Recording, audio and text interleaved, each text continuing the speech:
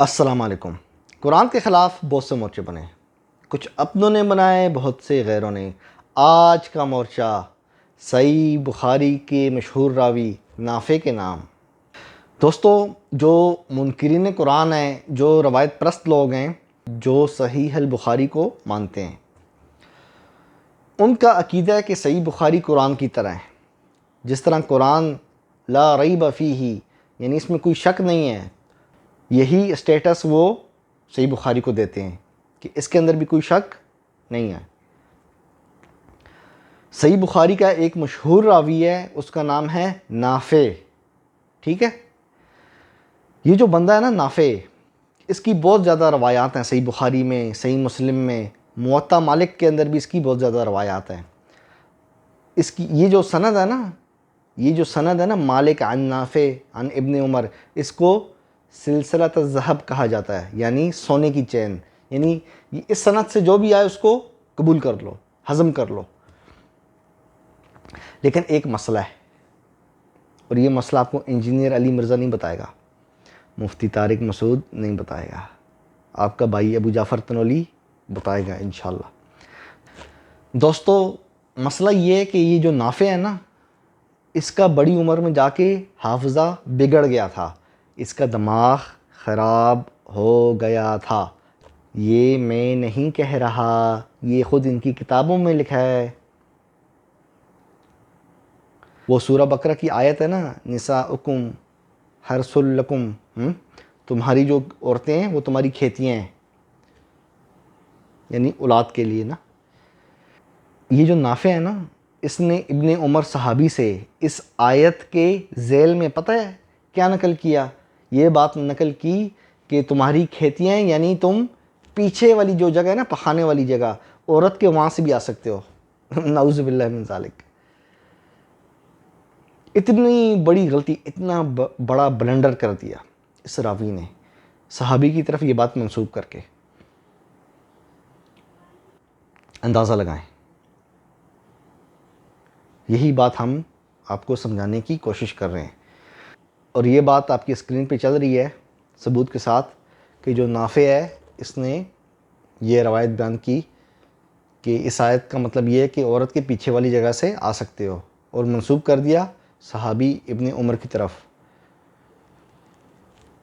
دوستو، یہ بات جب پتہ لگی نا صحابہ کے ایک اسٹوڈنٹ کو، صحابہ کرام کی جو اسٹوڈنٹس ہیں انہیں کیا کہتے ہیں؟ تابعین، ٹھیک ہے۔ تو ایک تابعی ہے، اس کا نام ہے میمون بن مہران۔ یہ بھی بہت بڑا محدث ہے، بہت بڑا راوی ہے اہل روایات پرستوں کے نزدیک۔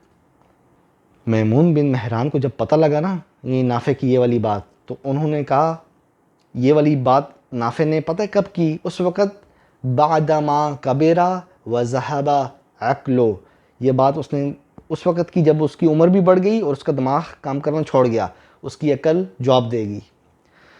یہ بہت بڑی گواہی ہے، اور اس کو امام طحاوی نے معانی الاثار میں نقل کیا ہے، اور اس کو امام طحاوی نے معانی الاثار میں نقل کیا ہے۔ آپ کی اسکرین پہ ثبوت چل رہا ہے دوستو، اپنی سند سے، اہل حدیث کے مطابق سند صحیح ہے، نقل کیا ہے کہ یہ حضرت جو ہیں انہوں نے یہ بات اس وقت کی تھی جب ان کا دماغ کام کرنا چھوڑ گیا اور عمر کا تقاضا ہو گیا۔ اب مجھے یہ بتائیں، اچھا یہ جو روایت ہے نا نساؤکم، یہ والی آیت جو ہے، اس کی جو تفصیل میں جو ابن عمر سے یہ مروی ہے، یہ صحیح بخاری کے اندر بھی ہے۔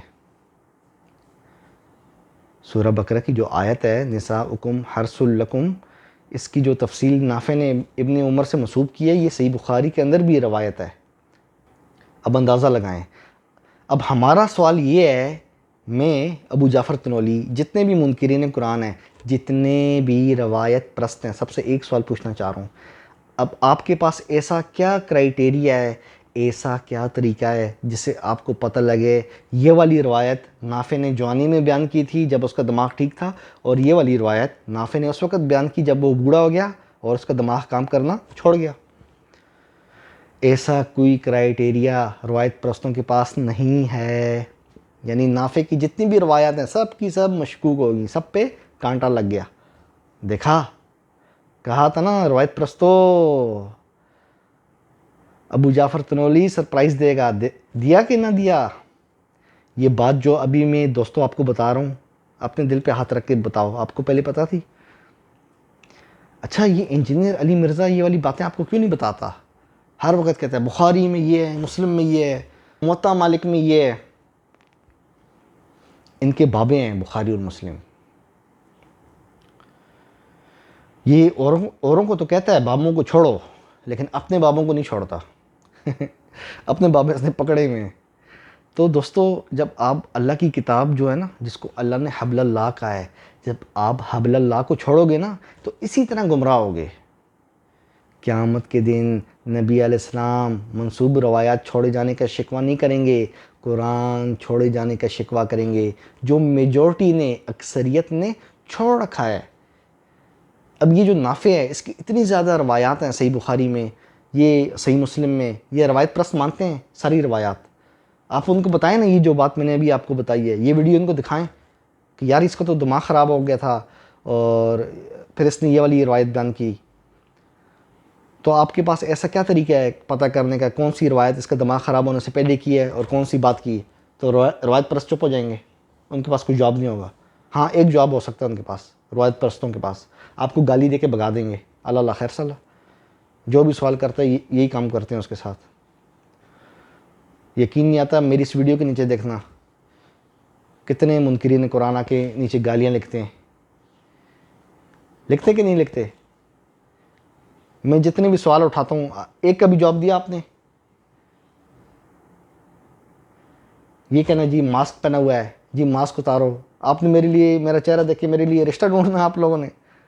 آپ کا تعلق میرے چہرے سے نہیں، میرے دلائل سے ہونا چاہیے. جو بات میں کہہ رہا ہوں اس چیز سے آپ کا تعلق ہونا چاہیے. آپ چیک کرو یہ ابو جعفر تنولی جو بات کہہ رہا ہے یہ سچ ہے یہ جھوٹ ہے، یہ چیک کرو. الحمدللہ دوستو ہم نے ثابت کیا صحیح بخاری صحیح مسلم کا مشہور راوی نافع، اس کا آخر عمر میں دماغ خراب ہو گیا تھا اور اس کی آخری عمر کی روایت صحیح بخاری میں بھی ہے. یعنی صحیح اس سے ثابت ہوا کہ ان کتابوں میں وہ روایات بھی ہیں جو دماغ خراب ہونے کے بعد کی بھی ہیں. اب آپ کی مرضی، آپ نے قرآن کو فالو کرنا ہے یا پھر ایسی کتاب کو فالو کرنا ہے جس کے اندر اس طرح کے راوی موجود ہیں. فیصلہ میں آپ پہ چھوڑتا ہوں.